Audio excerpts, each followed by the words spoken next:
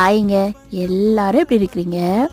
அமெரிக்காவில் last week நடந்த Tamil school பாட்லாக்கில் வந்து நாங்கள் போயிட்டு வந்திருந்தோம் அப்படின்னு சொல்லிட்டு நான் அவங்க கூட ஷேர் பண்ணியிருந்தேன். ஸ்வீட் சப்ஸ்கிரைபர் வந்து கமெண்ட் பண்ணி கேட்டிருந்தாங்க, காலிஃப்ளவர் குழம்பு எப்படி பண்ணுவீங்க, அதோட ரெசிபி ஷேர் பண்ணுங்க அப்படின்னு சொல்லிட்டு. இந்த டைம் நான் பாட்லாக் கிளம்பும் போது பன்னீர் ரெசிபி பண்ணும்போது எனக்கு தோணுச்சு, சரி கேப்சர் பண்ணிடுவோம்.